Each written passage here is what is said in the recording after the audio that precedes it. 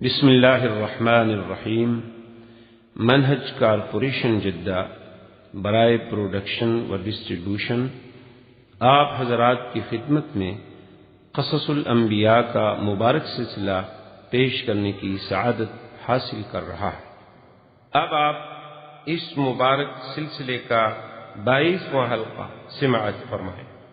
وہ ان تفاصیل میں نہیں جانا چاہتا کہ نام کیا تھا، باپ کا نام کیا تھا، نسب کیا تھا، حسب کیا تھا، کہاں کے رہنے والے تھے۔ کوئی کتاب انساب تو نہیں ہے، تو انساب کی کتابوں میں ویسے موجود ہیں، آپ کتاب الانساب اٹھا کے پڑھ لیں۔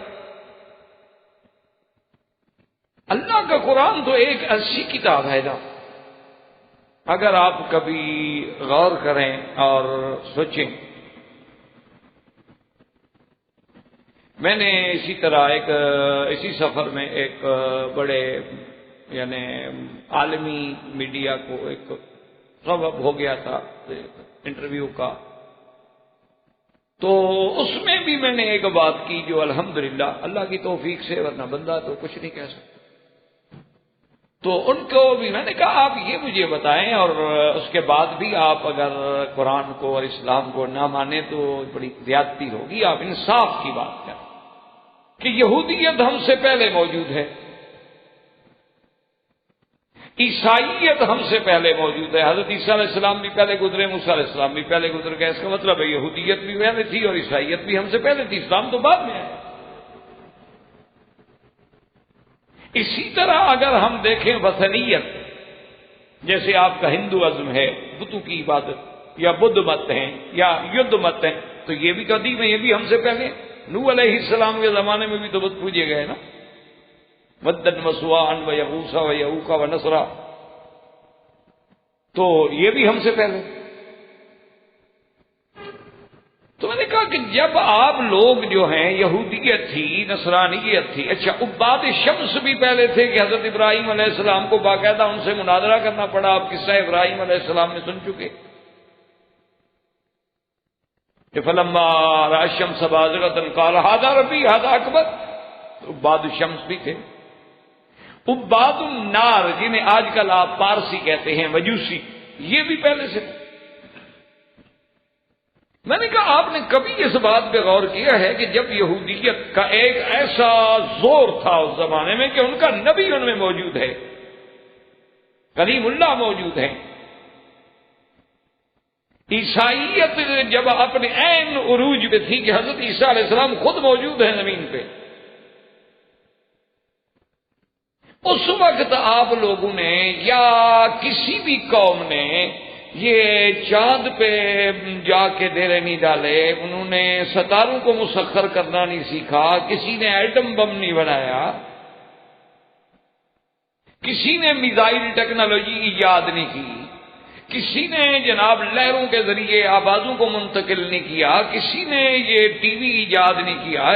یہ ساری ترقی، سارا معراج کہ آپ کے صواريخ، اور اس کے بعد جناب خلاؤں میں اسٹیشن اور فضاؤں میں اسٹیشن اور زمین دوز اور پانی کے اندر آب دوزیں اور یہ ساری چیزیں، یہ ساری ترقی تو ہوئی ہے حضور کے آنے کے بعد۔ اس سے پہلے آپ نے کیوں نہیں کی یہ ایجادات؟ اگر یہودیوں میں اتنی قابلیت تھی تو پہلے کر لیتے، اگر عیسائیوں میں اتنی لیاقت تھی کہ آج اگر وہ اپنی جدید ٹیکنالوجی پہ فخر کرتے ہیں اور ابھرتے ہیں اور اچھلتے ہیں اور ساری دنیا کو اپنا زیر نگیں اور زیر تسلط رکھنا چاہتے ہیں، تو یہ آج سے اسلام کے آنے سے پہلے کیوں نہیں کر سکے آخر؟ تو اس کے دو وجوہات۔ ایک وجوہات یہ ہے کہ جو لوگ خود سورج کو خدا سمجھیں، چاند کو خدا سمجھیں، تاروں کو خدا سمجھیں، تو خدا کے اوپر چڑھنے کے لیے کیسے جائیں؟ ان کے عقیدے میں تو وہ خدا ہے، متصرف الامور ہے، تو اس کو کیسے تابع کریں، مسخر کیسے کریں؟ جن لوگوں کے عقیدوں کے اندر یعنی ان کے دماغوں کے اندر یہ بات بیٹھی ہوئی ہے کہ بھائی یہ سارا نظام فلکی جو ہے دراصل یہی متصرف ہے، یہی سیارات ہیں، اسی سے سب کچھ ہوتا ہے، یہی نظام کو چلانے والے ہیں، تو وہ تو اس کے تابع ہو گئے، تو ان کو تسخیر کیسے کریں؟ یہ تو احسان ہے امت پر محمد مدنی صلی اللہ علیہ وسلم کا اور اسلام کا کہ اس نے آگے بتایا کس چکر میں پڑے ہوئے ہو، خالق ہوتا ہے تو مخلوق ہے، یہ تو کچھ ہی نہیں، یہ تو تمہارے لیے ہے، اللہ نے تمہارے لیے پیدا کی ہے، اللہ نے بتایا زمین تمہارے لیے ہے، آسمان تمہارے لیے ہیں، فضائیں تمہارے لیے ہیں، ہوائیں تمہارے لیے ہیں، چاند سورج تارے تمہارے لیے ہیں، اور تمہارے لیے ہم نے مسخر کر دیے ہیں۔ ایک تسخیر تو یہ ہے کہ تمہیں فائدہ پہنچا رہے ہیں، اور ایک تسخیر یہ ہے کہ ایک وقت آئے گا کہ ہم ان کو اپنے تابع بھی کر سکیں۔ تو یہ احسان تو قرآن نے کیا، یہ احسان تو قرآن نے کیا جب آپ کو بتایا کہ ارسل علیہم طیرا ابابیل، کہ ایک چھوٹا پرندہ آ کے ایک چھوٹا کنکر مارتا ہے اور ہاتھی تباہ ہو جاتے ہیں، تو آپ ذرے تک جا پہنچے۔ تو یہ سارا احسان تو اسلام نے کیا۔ اسی طرح جو آج آپ نے دنیا میں جدید زخرف اور جدید تعمیر، یہ تو قرآن نے بتایا کہ یعملون لہ ما یشاء من تماثیل ومحاریب وجفان، یہ تو قرآن نے بتایا۔ تو قرآن تو ایک ایسی عظیم کتاب ہے کہ وہ ان چھوٹی چھوٹی باتوں کے لیے نہیں آئے کہ ہر قصے میں ہر کسی کا نام بتلاتے رہیں،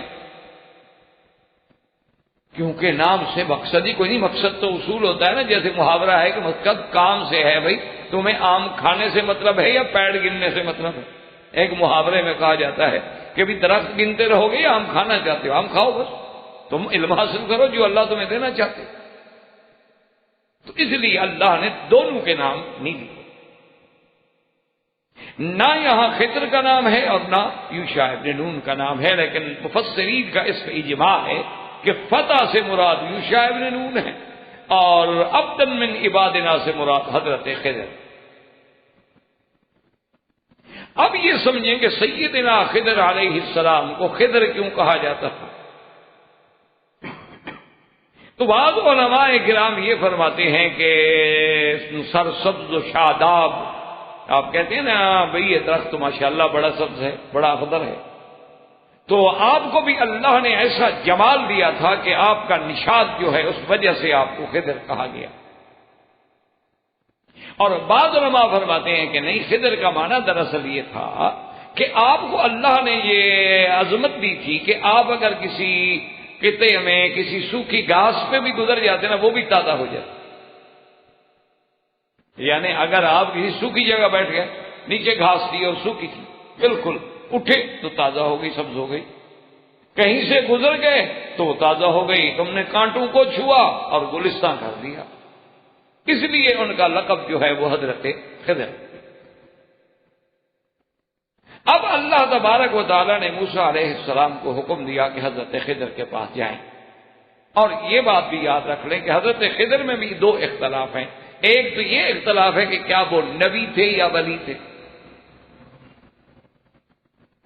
بعض علماء اس طرف چلے گئے ہیں کہ وہ ولی تھے، اور اسی سے بعض جاہل لوگوں نے پھر عقیدے گھڑ لیے کہ ولی کا مرتبہ اتنا بڑا ہوتا ہے، دیکھو جی، اور نبی بھی اس کے دروازے میں سیکھنے آتا ہے، تو پیر تو پھر پیر ہوا نا۔ اس سے جاہل اپنے عقیدے گھڑتے ہیں، بناتے ہیں باتیں جو ان کے عقل میں آ جاتی۔ اللہ ہدایت دے ہمیں بھی اور انہیں بھی۔ جیسے روافض کا عقیدہ ہے کہ نبی سے بھی امامت کا مرتبہ بڑا ہے، حضرت علی امام ہے، حضور تو نبی ہے۔ ان کے عقیدے میں بھی یہ بات ہے کہ درجہ امامت جو ہے وہ درجہ نبوت سے بڑا ہے۔ اب بھی اسی لیے ان کے ہاں یہ غیبوبت کبریٰ کا زمانہ ہے کہ امام جو ہے وہ غائب ہے، ابھی وہ غار میں ہیں، ابھی آئے نہیں۔ اس لیے یہ بڑی نمازیں ہوں، کوئی عیدین ہوں، جمعے ہوں، تو وہاں بھی یہ ایسا کرتے ہیں کہ مصلی خالی رکھتے ہیں، ادھر کھڑے ہو کے نماز پڑھیں گے، جو تو امام کے لیے جگہ خالی ہے نا، امام صاحب غار سے آئیں گے تو کھڑے ہوں گے۔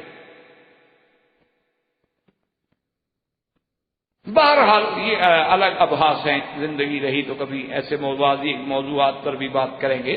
تو بار صورت یہ ہے کہ اختلاف ہے کہ بھی وہ ولی تھے یا نبی تھے، لیکن ایک مسئلہ ہمیشہ یاد رکھیں، اصل تو یہ بات سمجھ لیں کہ کسی بڑے کا چھوٹے سے کوئی علم حاصل کرنا عیب نہیں ہوتا، اس میں شان میں کوئی کمی نہیں آتی،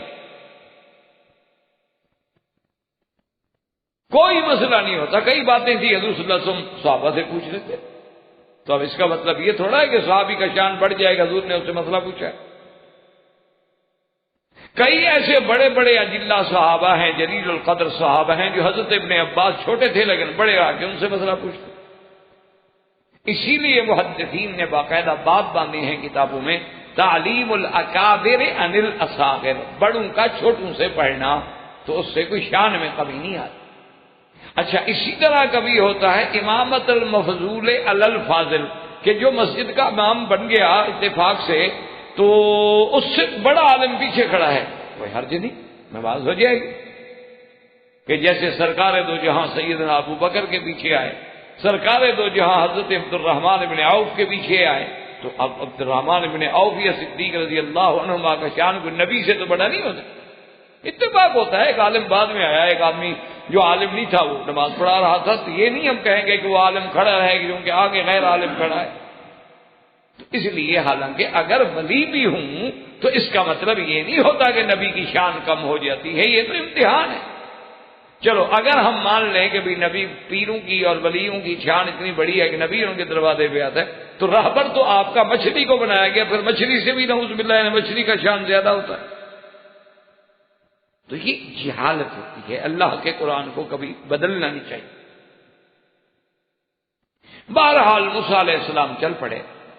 حضرت خضر کے بارے میں راجح قول، ایک بات یاد رکھیں کہ راجح قول یہ ہے کہ وہ نبی، کیونکہ قرآن کا اسلوب یہ بتلاتا ہے علمناہ من لدنا علما، انبیاء کو ہی علم ہے جو اللہ براہ راست دیتے، ورنہ غیر نبی تو علم پڑھ کے حاصل کرتا۔ دوسری بات یہ ہے کہ حضرت خضر نے آخر میں جا کے کہا تھا کہ ما فعلتہ عن امری، میں نے اپنے امر سے تو کچھ نہیں کیا، تو اللہ کا حکم ہے، تو اللہ کا حکم پہنچنا نبی کے پاس ہے۔ اور تیسری بات یہ ہے کہ اگر ولی ہوں تو ولی کشف و کرامات کے اعتبار سے ایسا کام نہیں کر سکتا جو شریعت میں بظاہر جائز نہ ہو، وہ کیسے کر سکتا؟ جب تک کہ اللہ کا حکم نہ ہو، اور اللہ کا حکم ہو تو پھر تو اللہ کا حکم ہو گیا۔ تو اس لیے راجح قول یہ ہے کہ حضرت خضر جو ہیں وہ نبی، اور نبی کے پاس آتے ہیں، ہارون علیہ السلام، موسیٰ علیہ السلام، اسی طرح حضرت خضر علیہ السلام، اور اسی میں ساتھ یہ بھی یاد رکھ لیں کہ حضرت الیاس علیہ السلام بھی حضرت خضر سے ملے ہیں، اور یہ زمانہ ان کا بھی ایک ہے، اور حضرت الیاس علیہ السلام کے بارے میں بھی قرآن نے کچھ زیادہ بات نہیں بتائی، کیونکہ بعض انبیاء کے قصے مفصل ہیں اور بعض انبیاء کا فقط ذکر ہے، اور بعض انبیاء علیہ السلام کے قصے جو ہیں بڑے مختصر۔ موسیٰ علیہ السلام چل پڑے، اور جناب چلتے چلتے چلتے اسی مچھلی سے کھاتے بھی رہے، چلتے بھی رہے، چلتے بھی رہے، اور ایک جگہ جب پہنچے تو قال موسیٰ لفتاہ، اب جناب حضرت موسیٰ علیہ السلام نے فلما جاوزا، یعنی جب اس جگہ سے گزر گئے جہاں آپ کو اصل میں جانا تھا، قال لفتاہ آتنا غداءنا لقد لقینا من سفرنا ھذا نصبا، کہ بھئی ہمیں سفر کی تھکان ہو گئی ہے، تھک گئے ہیں، لے آؤ کھانا لے آؤ۔ تو اب یوشع بن نون جناب بیدار ہوئے، انہوں نے کہا موسیٰ علیہ السلام مجھ سے غلطی ہو گئی ہے، معاف فرما دیں۔ کیا غلطی ہوگی؟ انہوں نے کہا جہاں ہم نے رات قیام کیا تھا نا پہاڑ اس کے صخرہ کے قریب، تو میں نے وہاں وہ ٹوکری بھی رکھ دی تھی جس میں مچھلی تھی، تو پھر میں نے دیکھا کہ وہ مچھلی وہاں سے زندہ ہو گئی، اس ٹوکری میں زندہ ہونے کے بعد جو اچھلی تو پانی میں چلی گئی، اور پانی میں جب گئی تو جہاں جہاں جاتی گئی وہ سڑک بنتی گئی۔ موسیٰ علیہ السلام نے کہا اللہ کے بندے عجیب ہو تم، خدا کے بندے یہ ساری محنت تو ہم اسی لیے کر رہے ہیں، قال ذلک ما كنا نبغي، یہی تو ہم ڈھونڈ رہے تھے، یہی بات تو ہے جو ہم چاہتے ہیں۔ فارتد على آثارهما قصصا، تو اب دونوں جو تھے پھر اپنے نشان قدموں پہ واپس چلے گئے، واپس چلو اور ادھر ادھر نہ بھٹک جائیں، ہم اپنے نشان قدم پہ چلیں۔ اللہ کی شان دیکھیں، اسی کا نام ہوتا ہے کہ قدرت اللہ کی ہوتی ہے، اور نبی کے ہاتھ پہ ظاہر ہو جائے تو معجزہ نبی کا ہوتا ہے، اور امر خارے کی عادت ہوتا ہے. ایسا آپ نے آج تک دنیا اتنی ترقی کر گئی ہے اور علم کی معراج کو چھو رہی ہے، ایسا انتظام دیکھا ہے کہ ایک مچھلی کو چلا دو اور مچھلی پانی میں چلتی جائے، اس کے بعد سڑک بن دی جائے. حضرت موسیٰ علیہ السلام جب وہاں پہنچے تو جگہ پہچان لی گئی، چونکہ اس کے بعد تو پاؤں کے نشان نہیں اور وہ راستہ بھی موجود ہے. تو حضرت یوشع ابن نون اور حضرت موسیٰ علیہ السلام اس راستے میں چلے. آگے وہ دریا جو تھا وہ ایسے حصوں میں تقسیم ہو جاتا تھا کہ درمیان میں جزیرہ، یعنی درمیان میں خشکی، ادھر ادھر دریا بہ رہا. تو جزیرے پہ پہنچے، دیکھا کہ ایک آدمی کپڑا لے کے لیٹ رہا، اور یہ لیٹنے والے کون تھے؟ حضرت خضر. تو ایک تو بات آپ نے انشاءاللہ سمجھ لی کہ راجح قول یہ ہے کہ نبی تھے. وہ بہت سارے علماء یہ کہتے ہیں کہ وہ ولی، لیکن جمہور کی رائے یہ ہے کہ وہ نبی. اسی طرح دوسرا اختلاف یہ ہے کہ کیا خضر علیہ السلام زندہ موجود ہیں یا فوت ہو گئے. تو بہت سارے لوگوں کا اس طرف بھی رجحان ہے کہ خضر علیہ السلام زندہ ہیں. حتیٰ کہ بعض لوگوں نے تو یہ بھی لکھا ہے کہ جی سالانہ ملاقات ہوتی ہے حضرت خضر اور الیاس علیہ السلام کی. اور بعض لوگوں نے، بزرگوں نے اپنے خوابوں میں بھی یہ ذکر کیا ہے کہ ہماری بھی حضرت خضر سے ملاقات ہوئی. لیکن اللہ کے قرآن نے اس بات پہ بحث ہی نہیں کی، کیونکہ مقصد ہی نہیں. تو اس میں بھی یاد رکھیں کہ راجح قول یہ ہے کہ حضرت خضر علیہ السلام فوت ہو. اگر حضرت خضر علیہ السلام زندہ ہوتے تو سرکار دو جہاں فرماتے ہیں لو کان موسیٰ حیا لما وسعہ الا اتباعی. اگر موسیٰ علیہ السلام بھی آج موجود ہوتے تو میری شریعت کی اتباع کرتے. عیسیٰ علیہ السلام بھی اتریں گے تو حضور کی شریعت پہ چلیں گے. تو خضر زندہ ہوں اور حضور کے پاس نہ جائیں، یہ کوئی بات ہو سکتی؟ یہ کوئی تصور ہے؟ اور دوسرا ایک صحابی نے پوچھا تھا حضور پاک سے کہ حضور قیامت کب ہوگی؟ صحیح حدیث میں آپ نے فرمایا قیامت کا تو علم اللہ کو ہے. ان اللہ عندہ علم الساعہ، وہ تو اللہ جانتے ہیں. قل انما علمها عند اللہ، اللہ کے سوا کسی کو. ہاں فرمایا کچھ اشارات ہیں، مشاریط ہیں، نشانیاں ہیں جو میں تمہیں بتا سکتا ہوں.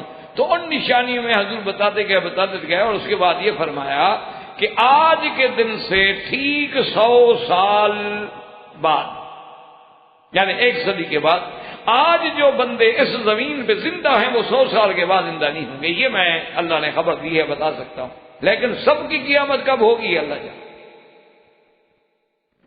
تو اس حدیث کا مقصد یہ تھا کہ جو جس وقت حضور یہ بات فرما رہے ہیں، یعنی اس سے لے کر 100 سال میں اس وقت جو لوگ موجود ہیں، یعنی اگر کوئی بچہ ہے تو وہ بھی 100 سال کے اندر یعنی مر جائے گا. اگر کسی کی عمر 40 ہو گئی ہے، مقصد یہ ہے کہ اور عمر پوری کر کے، مقصد ہے کہ 1 صدی کے اندر اندر یہ جیل جو ہے، نسل جو ہے ختم ہو جائے گی، اس سے اگلی نسل چلے. تو اگر خضر علیہ السلام زندہ ہوتے تو اس حدیث کے مطابق ان کو بھی تو صدی میں فوت ہو جانا چاہیے، نہ کہ زندہ رہنا چاہیے. تو یہ بھی دلیل ہے کہ حضرت خضر علیہ السلام جو ہیں ان کی وفات.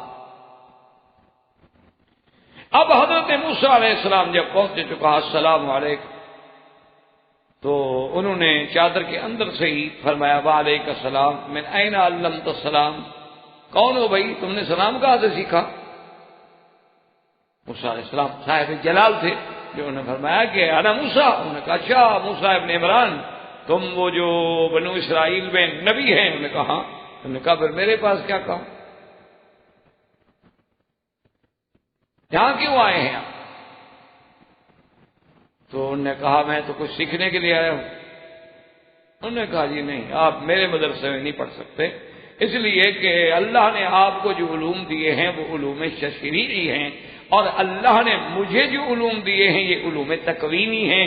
تشریعی اور تکوینی میں آسمان و زمین کا فرق ہے، اور جو علوم تمہارے پاس ہے ان کا مجھے پتہ نہیں، جو میرے پاس ہے ان کا آپ کو پتہ نہیں. آپ میرے ساتھ نہیں چل سکتے، آپ صبر نہیں کر سکتے،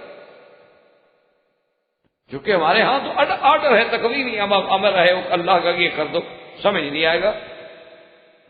شریعت میں تو شریعت تو ظاہر کو دیکھے گی. موسیٰ علیہ السلام نے کہا کہ نہیں، انشاءاللہ ستجدنی انشاءاللہ صابرا، میں انشاءاللہ صبر کروں گا، برداشت کروں گا، ولا اعصی لک امرا، اور تیرے کسی حکم کی نافرمانی بھی نہیں کروں گا۔ علم حاصل بھی تب ہوتا ہے جب طالب میں یا سامع میں صبر بھی ہو، برداشت بھی ہو اور اطاعت کا مادہ بھی۔ حضرت خضر نے فرمایا موسیٰ علیہ السلام آپ نہیں صبر کر سکے۔ انہوں نے کہا کہ نہیں میں صبر کروں۔ انہوں نے کہا اچھا ٹھیک چل۔ تو اب حضرت خضر، حضرت موسیٰ علیہ السلام اور حضرت یوشع یہ تینوں جو ہیں چل پڑے، اور راستے میں ایک دریا تھا، اس پہ آ کے دیکھا تو کشتی والے مل گئے، ان کشتی والوں نے آپ کو بٹھا دیا، پار پہنچایا، جب اترے تو ان کی کشتی توڑ دی۔ موسیٰ علیہ السلام غصے میں آ گئے، انہوں نے کہا اچھا یہی صلہ دیا ہے آپ نے ان کی خدمت کا کہ بغیر کرائے کے بیچارے ہمیں لے آئے، آنکھوں پہ بٹھایا، دریا عبور کرایا اور آپ ان کی کشتی توڑ ڈالی۔ انہوں نے کہا میں نے آپ سے پہلے کہا تھا کہ آپ صبر نہیں کر سکے، آپ صبر نہیں کر سکے، مہربانی کریں آپ چاہیں۔ انہوں نے کہا اچھا دیکھیں پہلی دفعہ غلطی ہو گئی ہے، انسان ہے نا، آئندہ میں صبر کروں گا۔ کہا اچھا ٹھیک چلو۔ آگے جب گئے تو دیکھا کہ ایک بچہ جو ہے وہ کسی بستی کے باہر بچوں کے ساتھ کھیل رہا ہے، فقتلہ، آپ نے فوراً اس کو قتل کر دیا۔ موسیٰ علیہ السلام تو جلال میں آگے کہا قتلت نفسا زکیۃ بغیر نفس لقد جئت شیئا نکرا، عجیب آدمی ہو، بغیر کسی گناہ کے ایک بچے کو مار دیا، قتل اور قتل انسانی۔ حضرت خضر نے فرمایا موسیٰ علیہ السلام الم اقل لک انک لن تستطیع معی صبرا، میں نے پہلے نہیں کہا تھا کہ آپ برداشت نہیں کر سکیں؟ انہوں نے کہا اچھا دیکھیں اب دو غلطیاں ہو گئی، ایک موقع اور مجھے دے، اگر میں پھر صبر نہ کر سکوں نا تو پھر میں چلا جاؤں گا، پھر میرا رہنا مشکل۔ انہوں نے کہا چلو ایک موقع ہم آپ کو اور۔ وہاں سے تشریف لے گئے حتیٰ اذا اتیا اہل قریۃ استطعما اہلھا فابوا ان یضیفوہما، ایک بستی پہ گزرے، بعض علماء لکھتے ہیں مورخین کہ اس بستی سے مراد انطاکیہ کی بستی ہے، لیکن اللہ عالم قرآن نام نہیں لیتا۔ حضرت موسیٰ علیہ السلام کو بھیجا آپ نے کہ جا کے بستی والوں سے کہیں کہ ہم مسافر ہیں، اور یہ شرعاً ہر مسافر کا حق ہوتا ہے اگر کسی بستی پہ گزرے تو وہ اپنے کھانے کے لیے رہنے کے لیے ان کو کہہ سکتا ہے، اور ان کے ذمے بھی شرعاً یہ فرض ہے کہ ہر آنے والے مہمان کا لحاظ رکھیں۔ حضرت موسیٰ علیہ السلام نے دو چار آدمیوں سے بات کی کہ ہم مسافر ہیں اور مہربانی کریں، ہم نے رہنا بھی ہے اور کھانے وغیرہ کی۔ انہوں نے کہا ہمارے پاس کچھ نہ رہنے کی جگہ ہے نہ کھانے کی، جائیں آپ مہربانی کریں آگے بستی مل جائے گی۔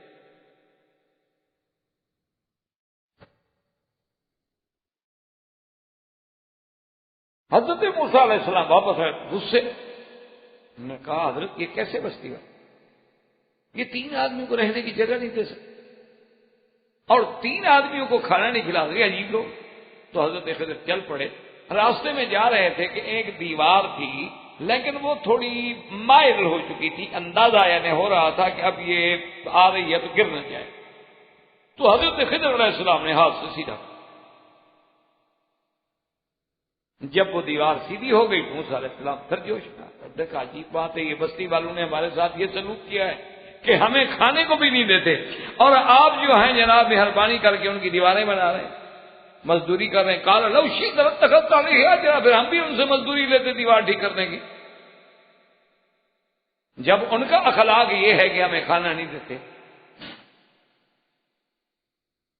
اور خدا کی شان ہے، تاریخ میں یہ واقعہ آتا ہے کہ اسی بستی کے لوگ جب صحابہ قرآن جمع کر رہے تھے تو صحابہ کے پاس آئے اور آگے کہنے لگے کہ قرآن شریف میں ہے نا کہ حضرت موسیٰ جب آئے فَأَبَوْا أَن يُضَيِّفُوهُمَا، اگر مہربانی کر کے اس با کا نقطہ اوپر لگوا دو نا، فَأَتَوْا أَن يُضَيِّفُوهُمَا، ہمارے لیے تو ناک کٹنے والی بات ہے، کہتے ہیں عجیب بستی تھی جو نبی کو بھی کھانا نہیں کھلایا۔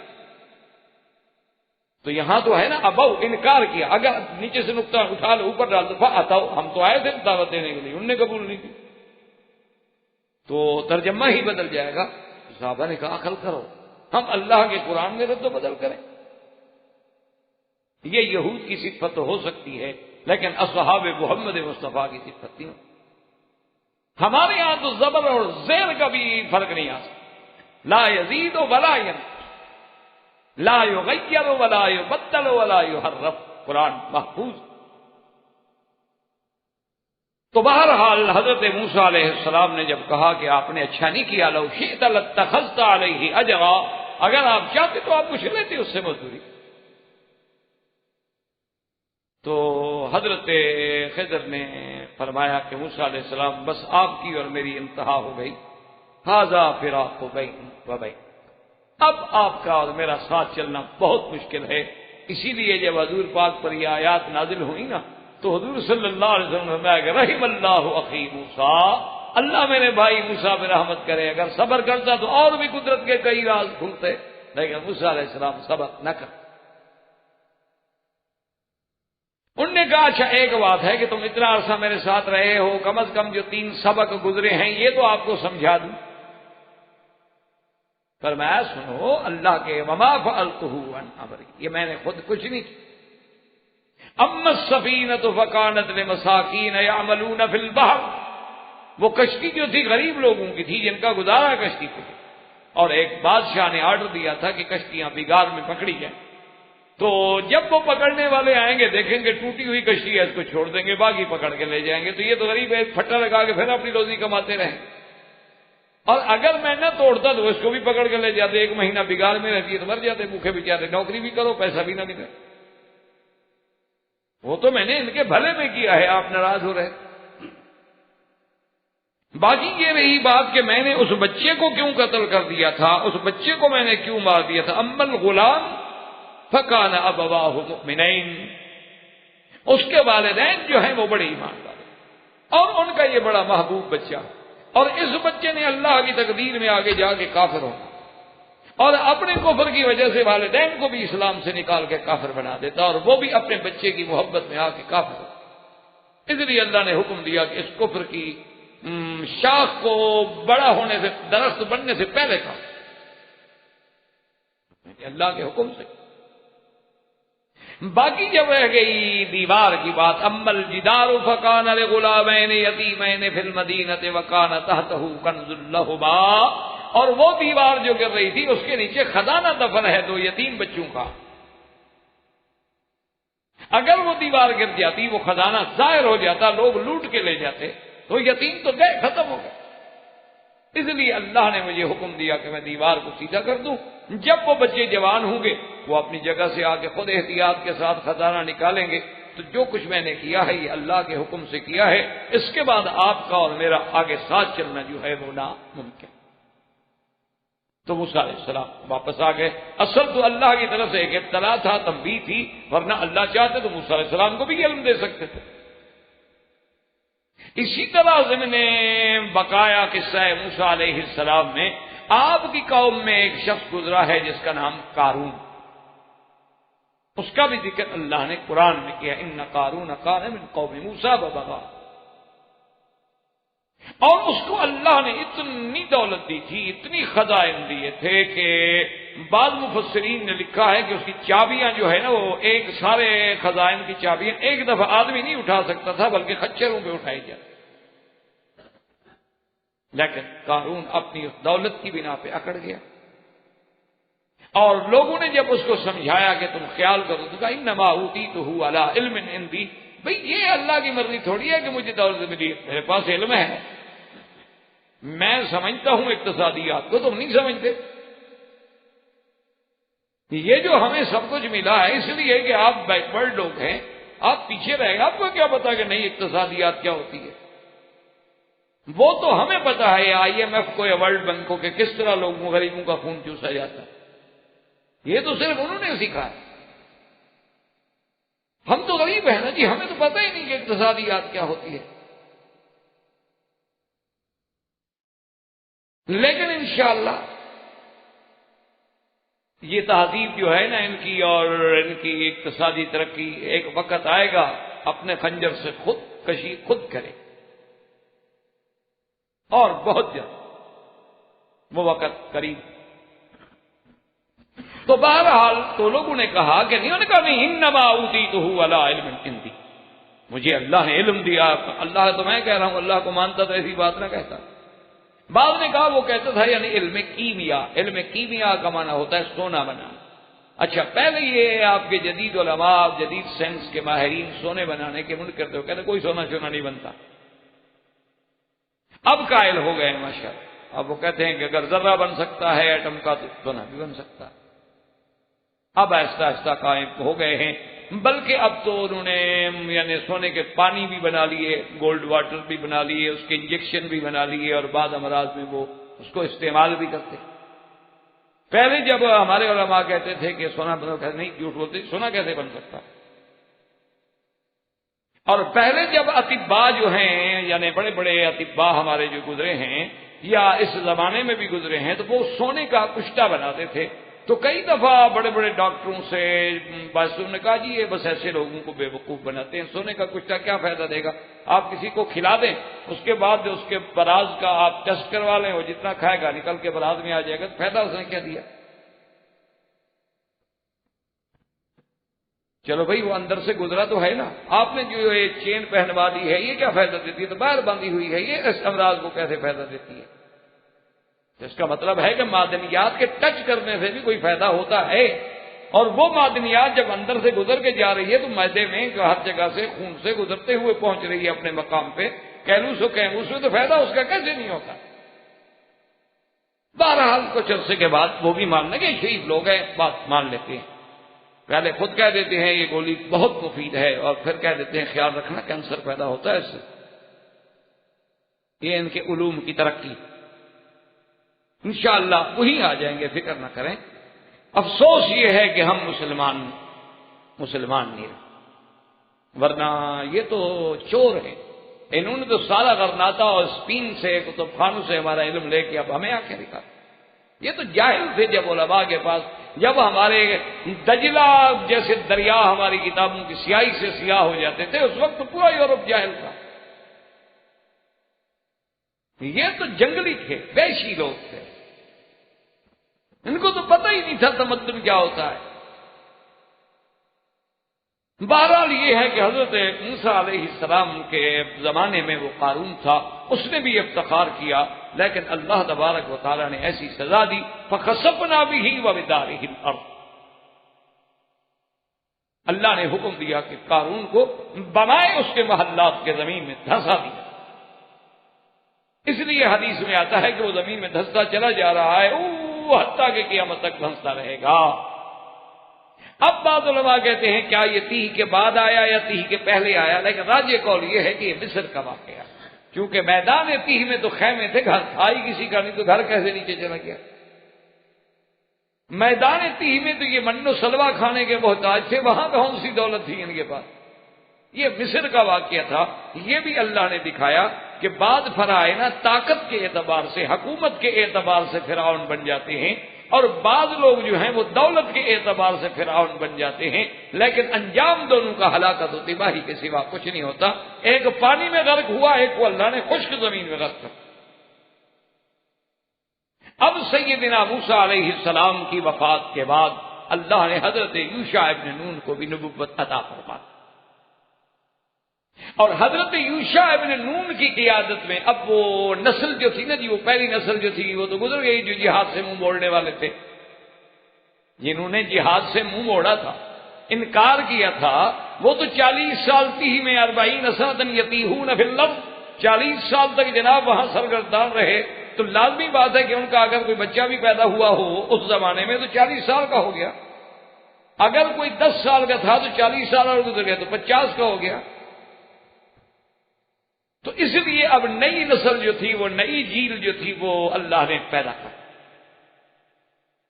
اسی لیے میں کبھی کبھی قرآن پڑھ کے سوچتا ہوں نا، تو اپنے کشمیر کے ہمارے بھائی ڈاکٹر بھی ہیں اور دوست بھی ہیں، اکثر ہماری ملاقاتیں رہتی ہیں الحمدللہ، تو ان کو میں کہتا ہوں بھی معلوم یہی ہوتا ہے کہ تم بھی 40 سال سے گزر گئے، تم لوگوں نے بھی جہاد کا ابتدا میں انکار کیا، تو 40 سال تمہیں بھی بھٹکنا پڑا ہے، اب ذرا 53 سال ہو گئے، اب تم 40 سال سے گزر گئے، اور حضور کی مکی زندگی بھی 53 سال تک پوری ہو جاتی۔ اب آگے فتوحات اور مدینہ آئے گا تو انشاءاللہ وہ وقت قریب ہے جب اللہ آپ کو فتح دیں گے۔ یعنی قرآن پاک کے واقعات کے ضمن سے جو بات ذہن میں آتی ہے کہ اللہ پاک اس سے زیادہ شاید آزمائش نہیں دیتے، تو اب ان کو بھی تو بھٹکتے بھٹکتے جی نہ گھر ہے نہ در ہے، خیموں میں زندگیاں گزار رہے ہیں۔ وہ خواتین جن کو چشمے فلک نے نہیں دیکھا تھا باہر پھرتی ہیں، یعنی جن کی بکریاں زعفران کھاتی تھیں وہ روٹی کے بغیر بھوکے مرتے۔ یعنی آپ نے تو شاید دیکھا ہوگا، ہم نے دیکھا ہے تو اللہ نے کیسا اس کو ایک عظیم خطہ بنایا تھا۔ بہرحال معلوم یہی ہوتا ہے کیوں حضور کی 40 سال کے بعد نبوت ملی اور 13 سال مکے میں رہے تو کتنے ہو گئے؟ 53 سال۔ اچھا، پاکستان اور ہندوستان کی تقسیم کو کتنا عرصہ ہو گیا؟ تقریباً 53 سال۔ تو مکی زندگی کے بعد پھر فتوحات کی زندگی ہے۔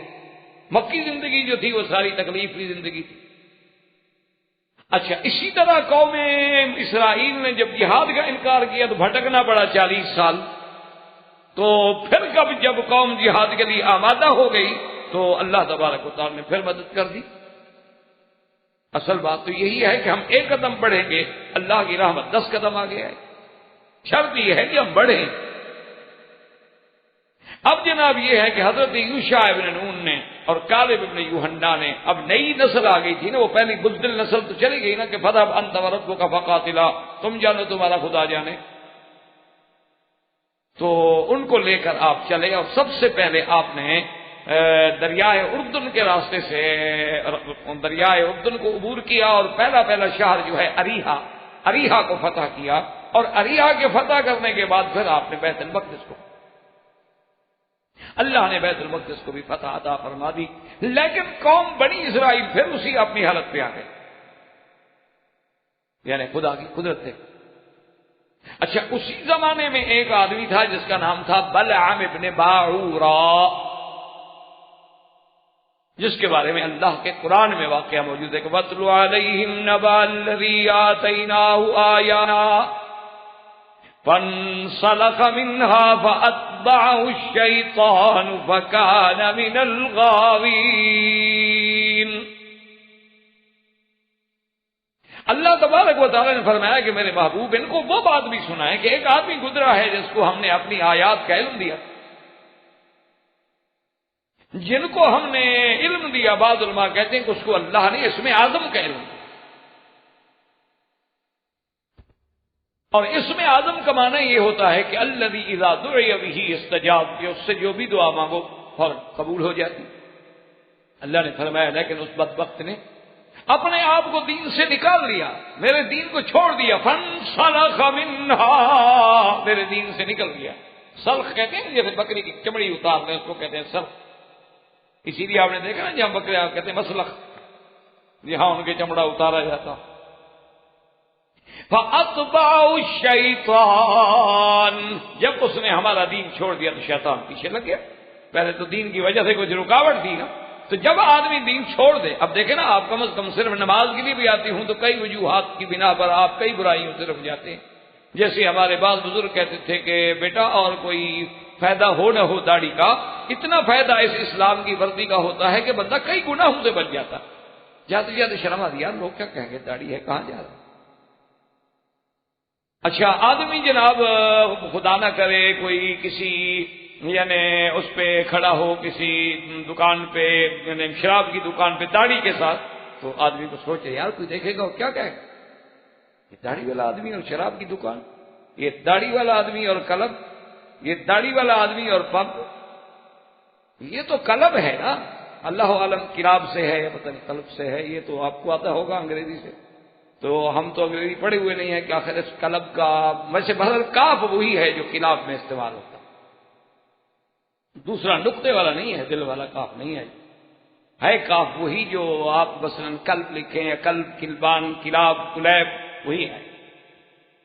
تو بہرحال جو بھی ہے، تو اس لیے داڑھی سے بھی آدمی لگتا، داڑھی بھی گناہوں سے روکتی ہے۔ ایسے آپ نے دیکھا نہیں کہ کئی دفعہ آدمی تھوڑی سی اگلا کہتے یار تمہارے منہ پہ داڑھی ہے، یعنی وہ بھی سمجھتا ہے کہ داڑھی والے کو ایسی غلط بات نہیں کہنی چاہیے کیونکہ داڑھی تو سنت رسول ہے، جب اس نے اللہ کے نبی کی وردی پہنی ہوئی ہے تو کچھ تو لحاظ ہے۔ اچھا، اب جناب بہرحال یہ ہے کہ اللہ تبارک و تعالیٰ کی ہر چیز اللہ خود قرآن میں کہتے کہ فانسلخ منہا، جب دین سے نکلا شیطان پڑ گیا، جب شیطان پیچھے پڑ گیا ہلاک ہو گیا۔ اور ہلاک بھی کیسے ہو گیا؟ اللہ فرماتے ہیں وَلَوْ شِئْنَا لَرَفَعْنَاهُ بِهَا وَلَكِنَّهُ أَخْلَدَ إِلَى الْأَرْضِ فَاتَّبَعَ هَوَاهُ فَمَثَلُهُ كَمَثَلِ الْكَلْبِ إِن تَحْمِلْ عَلَيْهِ يَلْهَثْ أَوْ تَتْرُكْهُ يَلْهَثْ۔ اس لیے مولویوں سے ناراض نہ ہوا کریں کہ ہم نے آپ کے قلب شریف کو قلب کہہ دیا، قرآن بھی کہہ رہا ہے قلب، مولوی نہیں کہہ رہا اکیلا۔ بعض اوقات ہوتا ہے نا جی، نوجوانوں کو غصہ آتا ہے جی قلب تو ہماری بڑی مقدس جگہ ہے، بیٹھنے کی، ملنے کی، میٹنگز کی، انڈور آؤٹ ڈور گیمز کی، اور پتہ نہیں کیا کیا گیمز ہوتی ہیں، گیم تو وہاں بہت ساری ہوتی ہیں۔ باہر صورت اب قرآن خود بتا رہا ہے کہ ہم چاہتے تو ہم اس کو بچا لیتے، لیکن وہ تو نیچے گر گیا اور اپنی خواہشات کے پیچھے چل پڑا، اور اس کی حالت یہ ہو گئی جیسے کتا، فَمَثَلُهُ كَمَثَلِ الْكَلْبِ۔ وجہ کیا تھی کہ اس کے پاس بنو عمالقہ، وہ جو جبارین تھے نا بیت المقدس میں، جن کی وجہ سے موسیٰ علیہ السلام کی قوم داخل نہیں ہوئی تھی، وہ آ گئے، انہوں نے کہا کہ ہم نے سنا ہے کہ یوشع ابن نون کی قیادت میں جو ہے آ رہے ہیں وہ بیت المقدس میں، آپ کے پاس اسم اعظم ہے، دعا کرو بس اللہ ان کو نعوذ باللہ روک دے، ہلاک کر دے، برباد کر دے۔ اس نے کہا عجیب عقل کی بات کرو، میں اسم اعظم کے ساتھ دعا کروں نبی اور نبی کے ساتھیوں پر؟ انہوں نے کہا جناب آپ ہماری برادری کے ہیں، ہماری قوم کے۔ تو انہوں نے جناب بڑے ہدایہ دیے اور بڑے جناب پیسے دیے، اور جب پیسے اور ہدیہ شریعہ آ گیا تو اب پھر بڑے بڑے مولوی اور پیر بک جاتے ہیں۔ وہ بھی جناب اس کی لہر میں آ گیا، کہنے لگا اچھا ٹھیک ہے مجھے لے چلو پہاڑ کی چوٹی پہ بیٹھ کے میں دیکھوں کہ وہ لشکر کہاں ہے اور پھر میں دعا کروں گا۔ پہاڑ کی چوٹی پہ بٹھایا اور اسم اعظم کے ساتھ اس نے حضرت یوشع ابن نون کے خلاف، ان کے لشکر کے خلاف بد دعا دینی شروع کی۔ اچھا خدا کی شان ہے، جب بد دعا کرے تو زبان سے دعا نکلے، اور جب اپنی قوم کے لیے دعا کرے تو بد دعا نکلے۔ اور اس کو سزا یہ ملی اللہ کی طرف سے کہ زبان جو تھی نا وہ باہر نکل کے آ، اور تمام دنیا کے جانوروں میں واحد خسیس جانور جو ہے وہ کتا ہے، جس کی زبان باہر نکلی ہوئی ہوتی ہے، ورنہ ہر آدمی کی زبان ہر حیوان کے اندر ہوتی ہے۔ ان تحمل علیہ یلحظ وان تترکہ یلحظ، اللہ نے فرمایا کتا ایسی بدبخت چیز ہے، اس کو دوڑاؤ، ڈراؤ، بھگاؤ تب بھی زبان باہر نکال کے سانس لیتا ہے، ہانپتا ہے، ویسے بیٹھا ہوا ہو تو پھر بھی زبان نکال کے ہانپ رہا ہے۔ تو اللہ نے اس کو بھی سزا دی کہ اس کی بھی زبان باہر آ گئی۔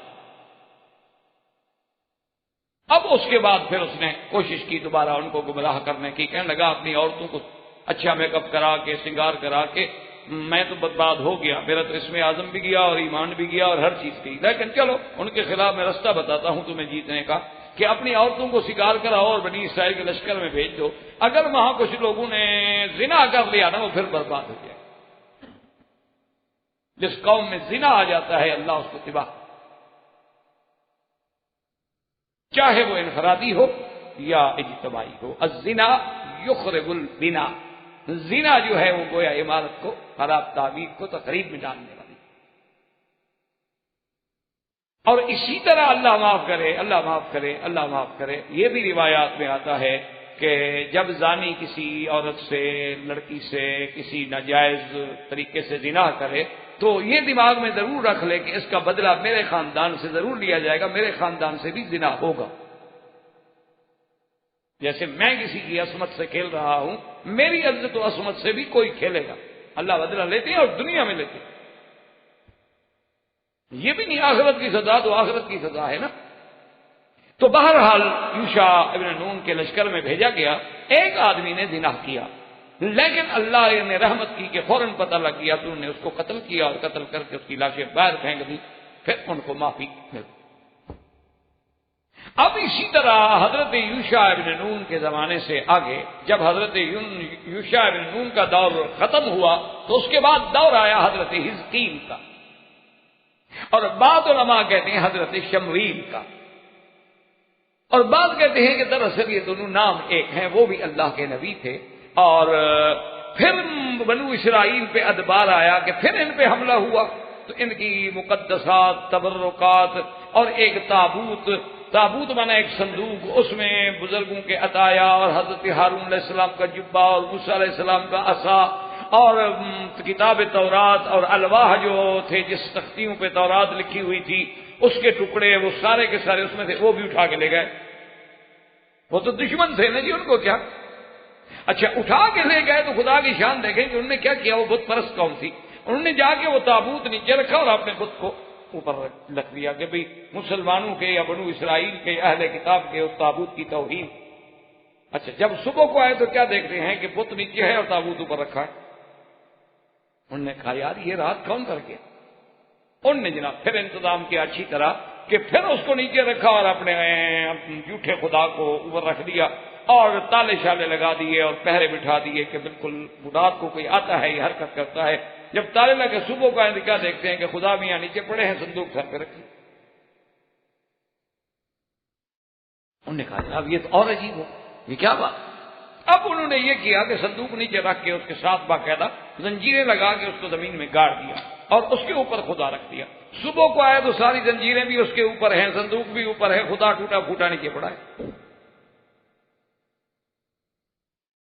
تو بہرحال اب حضرت حزقیل علیہ السلام کا جب دور آیا تو انہوں نے اعلان کیا اپنی قوم کو کہ جہاد کے لیے تیار ہو جاؤ۔ اس قوم سے ہم نے جہاد کرنا ہے جو تابوت لے کر چلی گئی اور جس نے بیت المقدس کی توہین کی، لیکن میری شرط ہے جہاد کے لیے وہ آدمی چلے جس کی اگر کسی نے خطبہ کیا ہے، نکاح کیا ہے اور ابھی اس کی شادی ہونے والی ہے، رخصتی ہونے والی ہے، وہ نہ جائے میرے ساتھ۔ جس کے باغ کے پھل پکے ہیں اور زراعت کے اندر اس کی گندم ہے یا کاشت ہے وہ تیار کھڑی ہے، ابھی کاٹنے کا وقت ہے، وہ بھی نہ جائے میرے ساتھ۔ تو وہ چلیں جو خالص اللہ کے لیے چلیں، پھر ان کو پیچھے کی تڑپنا۔ انہوں نے کہا ٹھیک ہے، تو آپ ایک لشکر لے کے چل پڑے، اور اس سے پہلے خدا کی شان یہ ہے کہ ایک لشکر جو ہے اس میں سے کچھ لوگ نکلے نافرمانی کرتے ہوئے کہ جی ہم نہیں جاتے جہاد پہ، وہ نکلے تو ان پر موت آ گئی۔ اللہ تبارک و تعالیٰ کے امتحان ہیں۔ اب حضرت حزقیل علیہ السلام جو ہیں ان کو اپنے لشکر کو لے کر اللہ کے راستے میں چل، اور جب وہ آگے چلے تو انہوں نے حضرت قرآن مجید میں یہ بھی آتا ہے کہ حضرت آپ حزقیل نے دعا کی کہ یا اللہ یہ جو لوگ مر گئے ہیں سزا کے طور پہ ان کو دوبارہ زندگی عطا فرما دے۔ ان کو بھی اللہ نے دوبارہ زندگی عطا فرما دی۔ اب آپ نے ان سے کہا کہ اب تو تم تیار ہو جہاد کے لیے؟ انہوں نے کہا جی بالکل تیار۔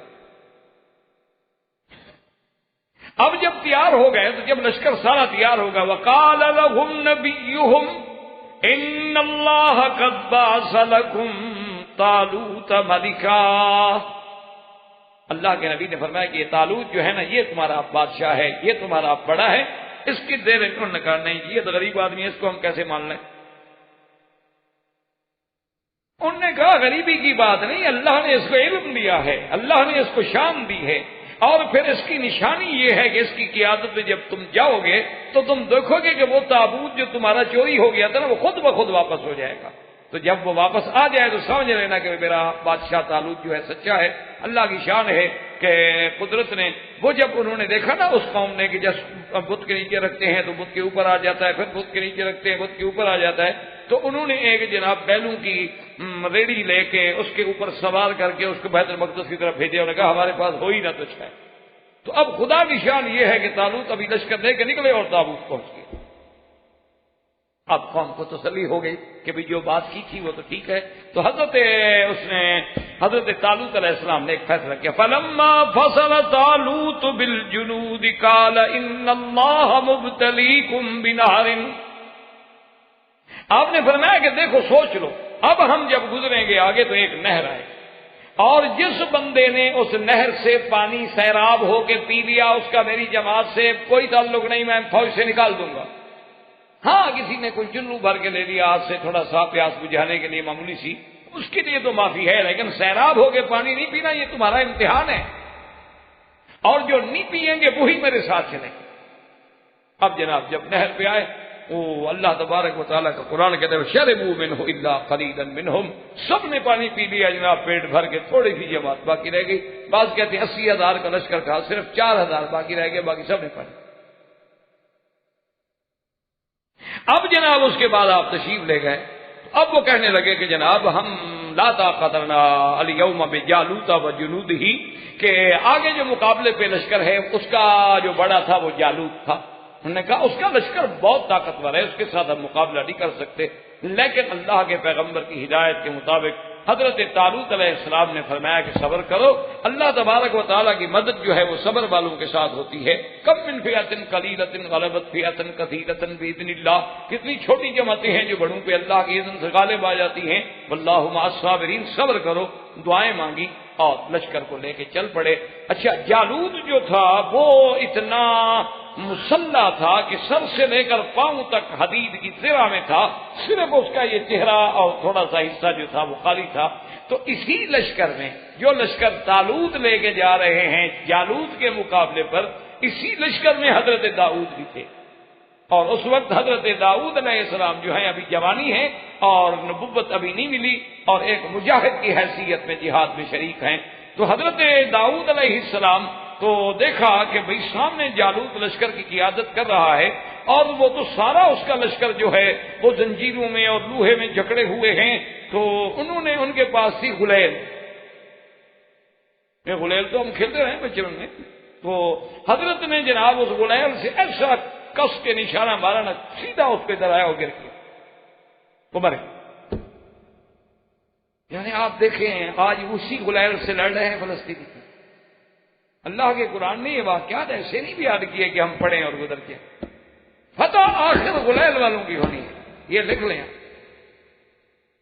یہ تو ہمیں سزائیں مل رہی ہیں اپنے گناہوں کی، اپنی سیئات کی، اپنے نقض عہد کی، اللہ سے بے وفائی کی، اور اس لیے حب مال کی اور کراہت موت کی، ورنہ فتح تو انشاءاللہ بالکل اسلام کی ہونی ہے۔ الاسلام یعلو ولا یعلی، اسلام پہ کوئی غالب نہیں آ سکتا۔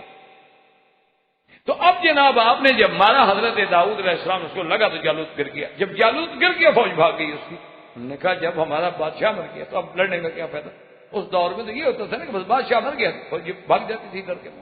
تو اللہ تبارک و تعالیٰ نے طالوت علیہ السلام کو فتح عطا فرمائی، اور سیدنا داؤد علیہ السلام کا نام جو ہے وہ عظمت کے ساتھ، اور ساری قوم جناب حضرت داؤد کے پیچھے پڑ گئی، ماشاءاللہ ان کی وجہ سے فتح ہو گئی نا اللہ تبارک و تعالیٰ نے۔ تو اب اس کے بعد انشاءاللہ قصہ سیدنا داؤد اور سلیمان علیہ السلام زندگی باقی، واللہ تعالی اعلم وعلمہ اتم۔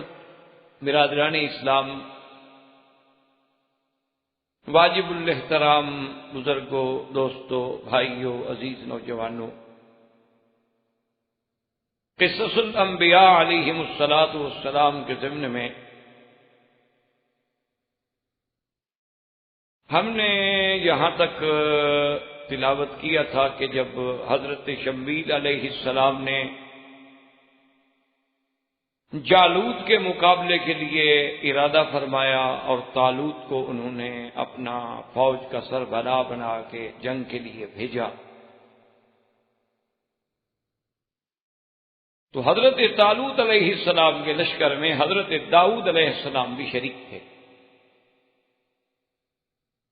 بلکہ حضرت داؤد علیہ السلام کے ساتھ ان کے 6 بھائی اور بھی شریک تھے اس جہاد میں، جو طالوت علیہ السلام کی قیادت میں وقت کے ظالم بادشاہ جالوت کے خلاف کیے تھے۔ اور جالوت کیونکہ ایک زرہ پوش انسان تھا، لیکن حضرت داؤد علیہ السلام نے اسے غلیل میں رکھ کے ایسا پتھر مارا کہ اس کے خالی مقام پہ لگا، اور اللہ کی قدرت ہے وہ گرا اور مر گیا، اس کی فوج شکست کھا گئی۔ اس سے حضرت داؤد علیہ السلام کو ایک بہت بڑی عزت ملی۔ اور اس کے بعد یہ بھی روایات میں موجود ہے کہ طالوت علیہ السلام نے پھر حضرت داؤد علیہ السلام کو اپنا داماد بنا۔ جب طالوت فوت ہوئے تو پھر قدرتی طور پہ حضرت کی ذہانت اور قابلیت اور آپ کی عبادت اور آپ کی عظمت کو دیکھ کر قوم جو تھی آپ کی بیعت میں متفق ہو گئی، اور اس کے بعد آپ بادشاہ۔ اللہ تبارک و تعالیٰ نے حضرت داؤد علیہ السلام کو اس دور میں ایک بہت بڑی سلطنت عطا فرمائی، اور سلطنت کے ساتھ ساتھ اللہ تبارک و تعالیٰ نے سیدنا داؤد علیہ السلام کو بہت بڑی نعمتوں سے نوازا۔ ایک تو اللہ نے حضرت داؤد علیہ السلام کو ایسی آواز عطا فرمائی تھی کہ جو کسی کو نہیں ملی، اور دوسرا اللہ تبارک و تعالیٰ نے پہاڑوں کو اور پرندوں کو ان کو بھی مسخر کر دیا تھا سیدنا داؤد علیہ السلام کے ساتھ، کہ جب آپ صبح و شام زبور کی مناجات تلاوت فرماتے، اللہ کا ذکر کرتے، اللہ کی تسبیح کہتے، تو پہاڑ اور پرندے جو تھے وہ بھی آپ کے سروں پہ سایہ کر کے کھڑے ہو جاتے، اور پہاڑ بھی ساتھ تسبیح کہتے۔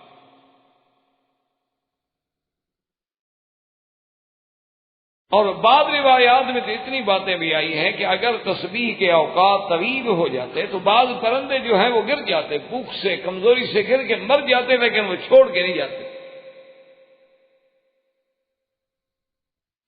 اس کو بعض مفسرین نے، جو ہمارے دور کے جدید مفسرین کرام ہیں، اللہ بہرحال سب پہ رحمتیں فرمائے، جس نے بھی دین کی جیسے خدمت کی ہے، باقی انسان ہے، غلطیاں تو ہر انسان سے ہوتی ہیں، بڑے بڑوں سے ہوتی ہیں۔ ہمارے کچھ مفسرین نے اس کو یہ تأثر یہ دیا ہے کہ بھئی یعنی وہ حضرت داؤد علیہ السلام کی آواز اور پہاڑوں میں علیحدگی میں بیٹھ کے پڑھنا، اور صبح کا وقت، شام کا وقت، تو وہ ایک ایسا سما بن جاتا تھا، یعنی ایسی معلوم یہ ہوتا تھا کہ بھئی پرندے بھی رک گئے ہیں، اور پہاڑوں سے بھی وہ گونج پیدا ہوتی، تو معلوم ہوتا کہ پہاڑ بھی ساتھ تسبیح کہہ رہے۔ انہوں نے کہا کہ جیسے آج آپ بعض عمارتیں ایسی ہوتی ہیں کہ اس عمارت کے اندر اگر آپ کوئی آواز کریں تو آپ کو معلوم ہوگا کہ مجھے میری آواز کا جواب آ رہا ہے۔ جیسے کہ ایک مشہور شاعر نے بھی کہا ہے کہ ہے یہ گنبد کی صدا، جیسی کہو ویسی سنو۔ تو گنبد نما عمارتوں میں جب آواز دی جائے تو آواز لوٹتی۔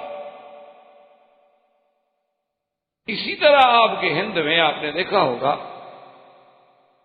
کہ فتح پور سیکری میں جو محلات ہیں سابقہ شہنشاہوں کے، تو اس دور کے کاریگروں نے وہاں بھی اپنے فن تعمیر کا ایک عجیب کمال دکھلایا ہے، ہر لحاظ سے، تعمیر کے لحاظ سے، پتھر لگانے کے لحاظ سے، شیشے کے کام کے لحاظ سے، اس میں صفائی پیدا، یعنی ہر لحاظ سے وہ ایک نوادرات میں شمار ہوتے ہیں، عجائبات میں شمار ہوتے ہیں۔ تو ان کے عجائبات میں ایک عجوبہ یہ بھی ہے، شاید آپ کو کبھی اتفاق ہوا ہو یا نہ ہو یا ابا ہو جائے، کہ آپ جب اس محل کے مین گیٹ سے داخل ہوتے ہیں تو محل تو بہت دور ہے، یعنی جو اصل دروازہ ہے اس دروازے میں کھڑے ہو کر اگر آپ تالی ماریں تو اس کی آواز جو ہے محل میں پہنچ جاتی ہے، یعنی کہ وہاں سے محل کم از کم کچھ بھی نہیں تو 1 کلومیٹر کے بعد دیکھا۔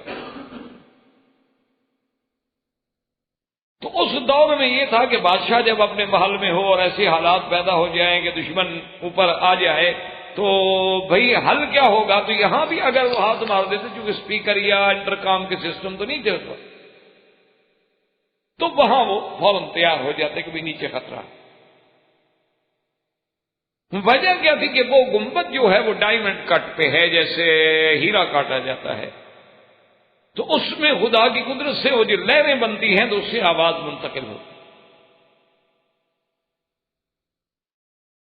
اسی لیے آپ نے وہاں شاہی محلات میں کبھی شاید غور کیا ہوگا کہ ایسے آپ دیکھیں نا، وہ تو یوں سیدھا مین گیٹ ہو نا، بڑا شاہی دروازے، تو وہ سیدھا نہیں ہوتا بلکہ آپ یوں آگے پھر یوں آتے ہیں۔ اس کی وجہ یہ ہوتی تھی کہ اگر دروازے سیدھے ہوں تو اس دور میں دشمن جو ہے نا وہ ہاتھیوں سے ٹکر مارتے،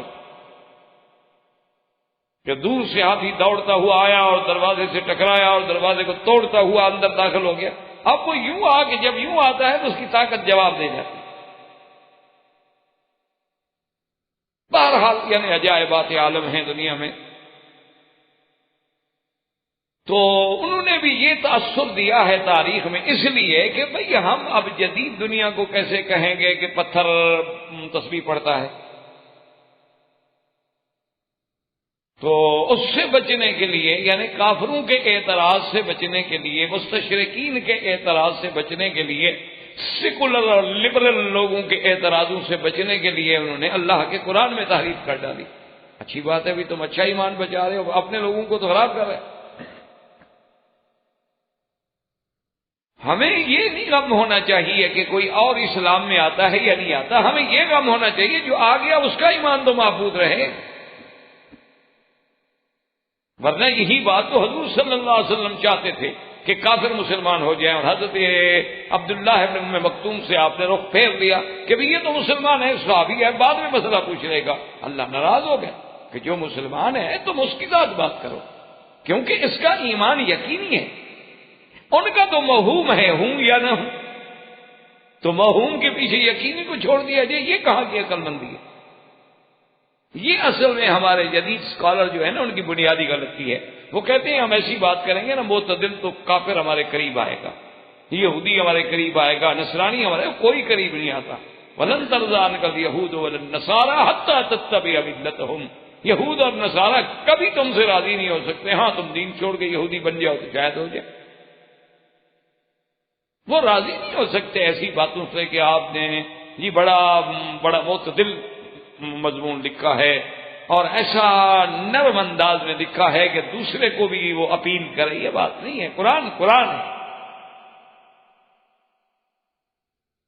تو انہوں نے بہرحال یہ تصور دیا ہے کہ بھئی ایسی بات نہیں ہے، بلکہ یہ نہیں ہے کہ سما ایسا بن جاتا تھا کہ پہاڑوں کی آواز گونجتی تھی. تو بہرحال یہ بات قرآن کے خلاف. قرآن جب ایک چیز بطور مدح کے بیان کر رہا ہے کہ ہم نے ایوب علیہ السلام کو ایک چیز عطا فرمائی، تو اگر یہ آواز گونج جائے تو کسی کی بھی گونج سکتی ہے. تو یہ پھر خاص نعمت کیا ہوئی؟ اگر ویسے کسی کی آواز سن کے یا کسی کی بنسری کی آواز سن کے اگر کوئی پرندہ رک جائے، یا جیسے مشہور ہیں جی بعض راگ ایسے ہوتے ہیں اگر وہ راگ گائے جائیں تو بارش آ جاتی ہے، اور بعض راگ ایسے ہوتے ہیں، راگنی ایسی ہوتی ہیں کہ وہ گائی جائیں تو آگ لگ جاتی ہے. یہ دنیا میں جو موسیقی کا علم ہے اس میں بڑے راگ راگنیاں ہوتی ہیں، اور اس میں بھی بڑے بڑے ایسے راگ ہیں کہ جس سے وہ کہتے ہیں جی آپ اس راگ کو شروع کریں گے تو آگ لگ جائے گی. تو پھر یہ کوئی معجزہ تو نہ ہوا پیغمبر کا، نعوذ باللہ، یہ تو ایک عام بات ہوئی. اور یہ مشکل ہمیں کیوں پیش آئی کہ ہمارے لیے پتھر کا بولنا کوئی بڑی بات ہوگی؟ بھئی بات یہ نہیں، بات تو ہے اللہ نے بلوایا ہے، ہم تو نہیں بلوا رہے. انا سخرنا الجبال معه. اور پھر اگر ہم صرف ایک بات کا انکار کریں گے تو پھر تو نعوذ باللہ آپ کو پورے ذخیرہ علم کا انکار کرنا پڑے گا. صحیح بخاری شریف میں حدیث ہے، میرے آقا فرماتے ہیں انی لعارف حجرا بمکہ یسلم علی قبل ان بعثت، کہ مکے کی گلی میں ایک پتھر ہے جس کو میں اب بھی جانتا ہوں کہ میں جب گزرتا تھا نا نبوت ملنے سے بھی پہلے تو مجھ پہ سلام پڑھتا تھا.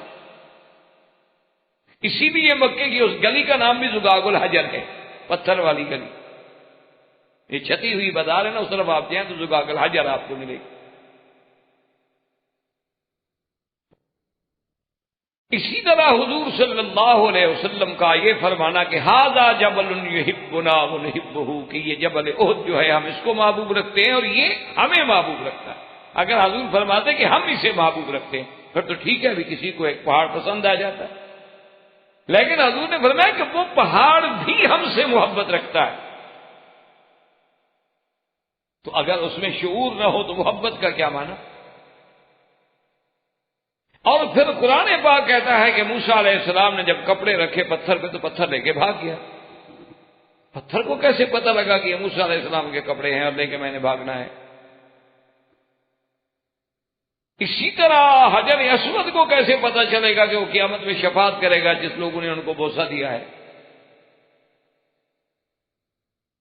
تو یہ تو پھر ہم سارا ذخیرہ حدیث قرآن کا نعوذ باللہ انکار کرتے ہیں، محض یعنی کافروں کو اور جدید سیکولر لوگوں کو راضی کرنے کے لیے. اور قرآن خود کہتا ہے وَإِنَّ مِنْهَا لَمَا يَهْبِطُ مِنْ خَشْيَةِ اللَّهِ، بعض پتھر ایسے ہیں جو اللہ کے ڈر سے پھٹ جاتے ہیں۔ تو اس لیے یاد رکھیں کہ یہ معجزہ حقیقی تھا کہ جب سلیمان علیہ السلام آپ تسبیح کرتے تو پہاڑ بھی ساتھ مل کے تسبیح، اور اللہ کے آگے یہ بات نہیں ہوتی۔ معجزہ ہوتا نبی کے ہاتھ میں ہے لیکن ہوتا تو اللہ کی قدرت سے۔ اور اسی سے علماء نے یہ بات بھی پیدا کی کہ جماعت میں جو مل کے ذکر ہوتا ہے وہ کہتے ہیں اس کی برکات و ثمرات ہی اپنی ہوتی ہیں، ورنہ تو ایوب علیہ السلام علیحدہ کرتے رہتے، پہاڑوں کو ساتھ ملانے کی کیا ضرورت؟ کہتے ہیں کیونکہ ید اللہ علی الجماع، اللہ کا ہاتھ جو ہے وہ جماعت پہ ہوتا ہے، اور جماعت میں کوئی ایسا بندہ ہوتا ہے کہ جس کے ذکر کی برکت سے وہ جو اللہ کے ذکر کی نورانیت پیدا ہوتی ہے تو اس کی روشنی باقی لوگوں کو بھی مل جاتی۔ تو بہرحال یعنی پرندے اور پتھر اور یہ سب چیزیں آپ کے تابع۔ اور اسی طرح حضرت داؤد علیہ السلام کو اللہ نے یہ معجزہ بھی عطا فرمایا تھا کہ وَأَلَنَّا لَهُ الْحَدِيدَ، اللہ نے آپ کے ہاتھ میں لوہے کو نرم کر دیا تھا کہ ان کو گرم کرنے کی ضرورت نہیں پڑتی، لوہے کو جیسے چاہے موم کی طرح نرم ہے، جو چاہے بنا لیں۔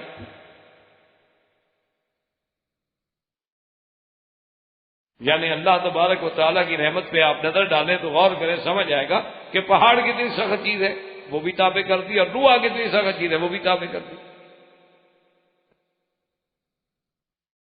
اس لیے بعض روایات میں ہے، روایات تو کتب متقدمہ کی ہیں، اللہ عالم ان کی صیغت کا، کہ جب اللہ نے پہاڑ پیدا کیے زمین پہ تو فرشتوں نے کہا اللہ پہاڑ تو بڑی سخت چیز ہے، اس سے بھی کوئی سخت چیز آپ نے پیدا کی ہے؟ فرمایا ہاں اس سے بھی سخت چیز ہے، لوہا ہے، لوہے سے پہاڑ توڑ دو۔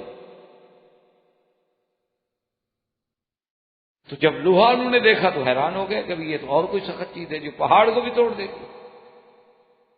تو نے کہا اللہ میاں آپ نے لوہے سے بھی کوئی سخت چیز پیدا کی ہے؟ فرمایا ہاں بالکل، آگ، لوہے کو آگ میں ڈال دو پانی بنا دے۔ فرشتے اور حیران، نے کہا اللہ میاں پھر آگ سے بھی کوئی بڑی سخت چیز ہے؟ فرمایا ہاں پانی ڈال دو آگ بجھ جائے گی۔ نے کہا اللہ میاں آپ نے پانی سے بھی کوئی سخت چیز پیدا کی؟ فرمایا ہوا چلا دو پانی خشک ہو جائے گا، اڑ جائے گا۔ انہوں نے کہا اللہ میاں پھر ہوا سے بھی کوئی بڑی چیز ہے؟ فرمایا انسان، اس کے تابع تو میں پھر ان ہواؤں کو بھی مسخر کر دوں گا، ان پہاڑوں کو بھی، ان آگ کو بھی، ان لوہے کو بھی، سب چیز اس کے ہاتھ میں کر دوں۔ انسان تو بڑی چیز، اشرف المخلوقات۔ تو اللہ نے یہ معجزہ بھی حضرت داؤد علیہ السلام کو عطا فرمایا تھا کہ لوہا بھی آپ کے ہاتھ میں نرم ہو گیا۔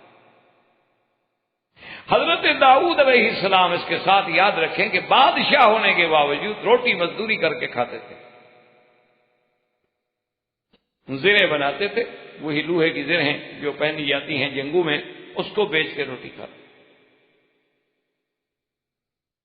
اور حضرت داؤد علیہ السلام نے اپنے اوقات کار کو کچھ ایسا تقسیم فرمایا تھا کہ جس کے بارے میں سرکار دو جہاں صلی اللہ علیہ وسلم نے فرمایا کہ احب الصیام الی اللہ صیام داؤد، اللہ کو بہت زیادہ پسند ہے روزہ داؤد علیہ السلام۔ صحابہ نے پوچھا حضور وہ کیسے؟ فرمایا یصوم یوما ویفطر یوما، ایک دن روزہ ایک دن افطار۔ اور اللہ کی شان دیکھیں کہ عیسیٰ علیہ السلام یصوم یوما ویفطر یومین، سلیمان علیہ السلام ایک دن روزہ رکھتے اور 2 دن افطار کرتے، ان کے روزے کا یہ الگ۔ اور ان کے بعد جو آئے ہیں حضرت سلیمان علیہ السلام کے بعد اللہ کے نبی حضرت عزیر آئے، حضرت زکریا آئے، تو ان کے بارے میں آتا ہے کہ وہ مہینے کے پہلے 3 دن، درمیانے 3 دن اور پھر آخری 3 دن روزے رکھتے۔ اور میرے آقا نے اپنی امت پہ رحمت کی اور شفقت کی اور فرمایا کہ جو بھی مہینے میں صرف 3 روزے رکھ لیا کرے، 13، 14، 15، اور رمضان کے روزے رکھ لیا کرے تو گویا یہی صائم الدہر ہے۔ یا اگر اتنا بھی نہیں کر سکتا تو رمضان اور 6 شوال کے روزے رکھ لے، تب بھی گویا کہ وہ صائم الدہر ہے، اس نے سارا سال روزے رکھے، کیونکہ ایک مہینے کے 30 دن اور 6 وہ ملا کے 36، اور 36 ضرب 10 360 ہو گئے۔ کیونکہ من جاء بالحسنۃ فلہ عشر امثالھا، 10 گنا نیکی تو ملنی ہی ملنی ہے نا، اس سے زیادہ اللہ جس کو چاہے دے دے۔ تو حضرت داؤد علیہ السلام نے اسی طرح عبادات کے بھی اپنے ٹائم رکھے ہوئے تھے، اور اس میں پھر وہ کسی کی مداخلت کو برداشت نہیں کر سکتے۔ احباب کرام، اس کے بعد اب آپ اس مبارک سلسلے کی CD نمبر 23 سماعت فرمائیں۔